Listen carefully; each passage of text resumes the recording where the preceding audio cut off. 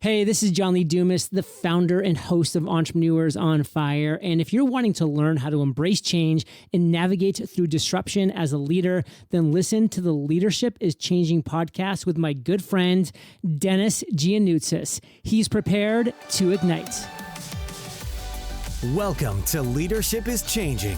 Each week, we and our guests provide information and insights through exploring leading change. This is taking your leadership to another level by finding the balance between executive excellence and personal well-being through stories that inspire real change.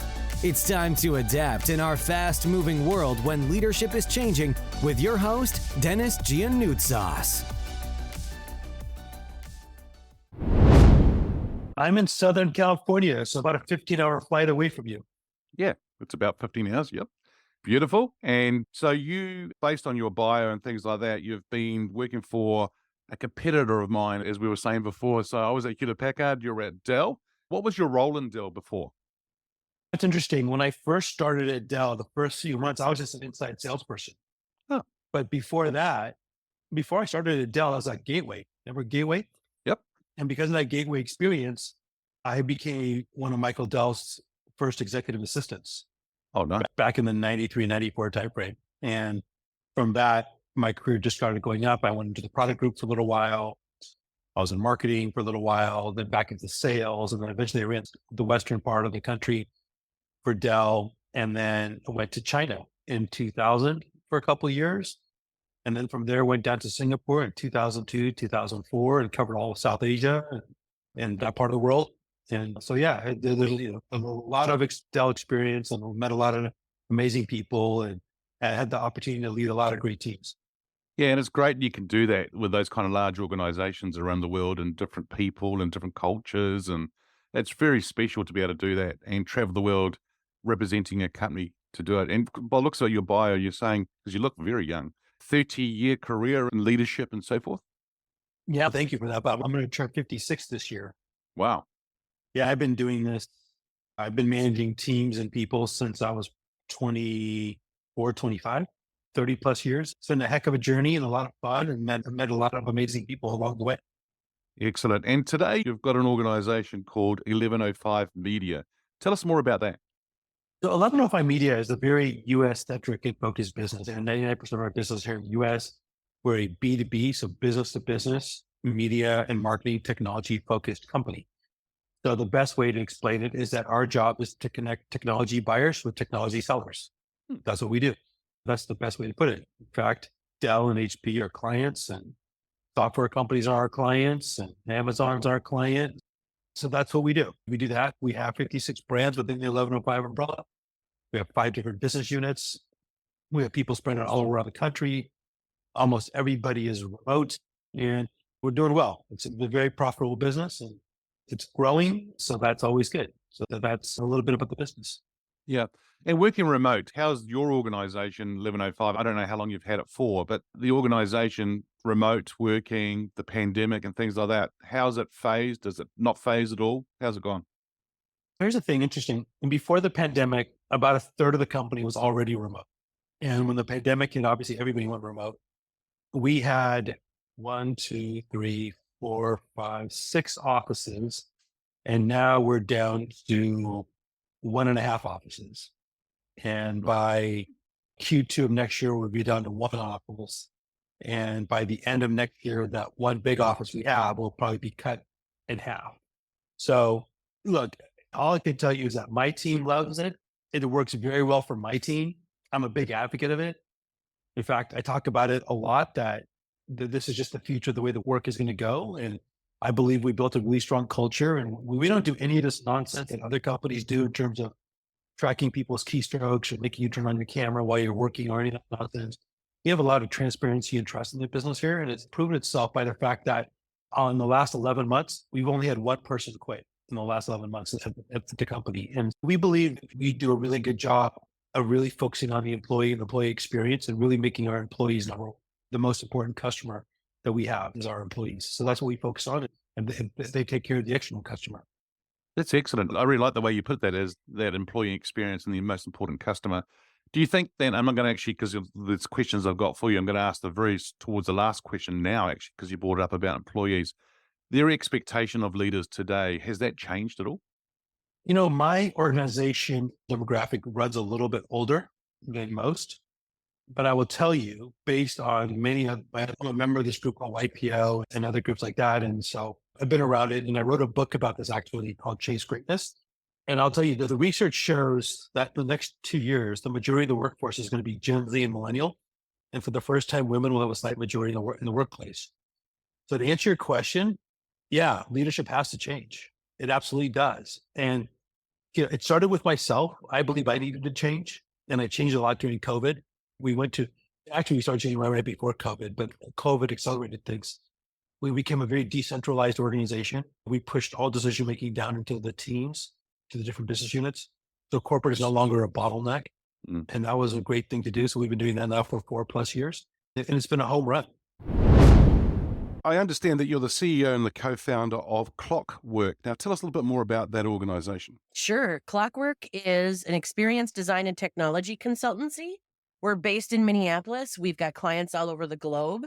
We have a workforce all over the country, all over the US. And we've been around for about 21 years. We solve a lot of like big gnarly problems in regulated industries. So we focus in on healthcare, insurance, manufacturing, and financial services a great deal. And I understand from your bio that you're actually an outspoken advocate for making work better. Tell us more about that. Work, I think, is broken, and we're acknowledging that now more than ever because of the pandemic and what it did to us. I think the whole globe is in an existential crisis. We're asking ourselves if the work that we're doing is the work that we want to do, if our purpose is really found in the context of this work, if we're doing something meaningful. And I actually often find myself trying to talk to audiences about how they can show up to create the meaning, to connect to their purpose, to be accountable. And quite frankly, we're not living in the same era that we were when, say, my parents were growing up. You don't have to work in a job for 30 years. Also, many of us have pursued either training or education that puts us in the same, we're peers with leaders inside of organizations. And so we aren't trapped. We're not in prison. Work isn't a prison sentence. We have power, and we can either use it to make work better or use it to find ourselves different opportunities where we can actually make work better. Yeah, it's fascinating how things have changed since, as you said, our parents, when they were working and retired after 30 years, get a gold watch and a dead chook as a retirement gift and see you later. And so there was what they used to get. But yeah, you're right. It's different now. And people who are struggling now, if they're listening to this episode and they're struggling around why they're getting up to go to work, or it's too hard to get to work, that purpose is missing, what do you reckon they should do? That's a symptom of late stage capitalism. So the entire system has to be addressed, right? But people on their own are saying, what the heck can I do about that? And what can I do about myself? And I think, first of all, ensure that the place where you are choosing to devote the majority of your time and talent, make sure that their values align with yours. Because if you don't feel like you're doing something that matters, you'll never get the energy you need to get up in the morning. Yeah. So I'm always encouraging organizations to make sure that their values aren't aspirational or marketing speak. And I encourage individuals to, it's interesting, but I think we spend a lot of time writing marketing plans, sales plans, business plans, but individuals don't take a lot of time to articulate absolutely how they want to spend their time, where they see themselves creating and adding the most value, where they see themselves being most challenged. So I think first and foremost, there's an opportunity for us right now in this moment in time to go, what is the most meaningful thing for me to do in spending my energy for however much time I have left in my career? And really articulating, what do I want to do? Where do I want to do it? How do I want to show up? What kind of organization really resonates with me? What kind of values am I looking to connect with inside of that organization? And then don't settle for less. Don't settle. We aren't living in an era where we have to anymore. Even unemployment is at an all-time low in the United States right now. We're still talking about the economy being crazy, but unemployment is at an all-time low, and that might scare people. But talent, good, solid talent that can devote really thoughtful, considered, committed energy is something that employers fight for. So I think it's always going to be an employee's market if they know how to market themselves and if they're purposeful about it. Yeah, that's awesome. Yeah, cool. Thanks for sharing that. I've also seen that you've got a book out there, your latest book, because I think you've got a couple. The latest one is Work Like a Boss, Kicking the Pants Guide to Finding and Using Your Power at Work. And it's along the lines that you've just been sharing, I presume. Is there anything else you want to add about the book? I talked about parents earlier and working in a place for 30 years and collecting a paycheck and moving on. I think, something about that era of work created a situation where we have these ideals entrenched in our DNA that aren't necessarily true anymore. I had a conversation just this morning with a colleague, and one of the things I said to her was, my goal is to ensure that we are always co-creating at Clockwork. It's not about leadership mandating things. We are co-creating. And I think that humans need to approach work with a sense of agency and power and a willingness to take risks. I talk a lot about this idea of intrapreneurship.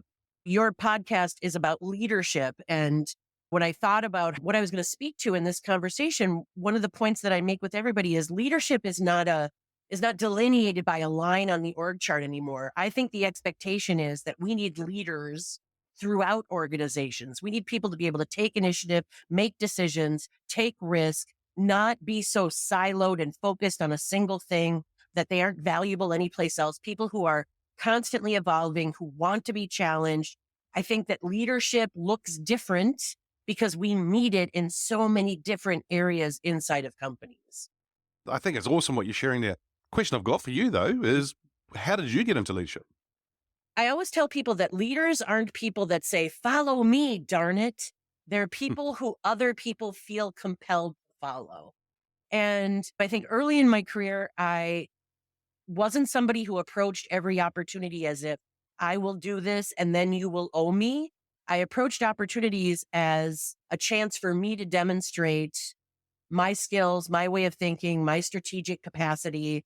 And so honestly, I got into leadership because one of the companies that I was working for prior to this work had partnered with a consulting firm to help ready themselves for acquisition. And when they did that, the entrepreneurs who had founded the place realized that they were probably not the right folks to lead going forward as they started to really operationalize the best aspects of their work.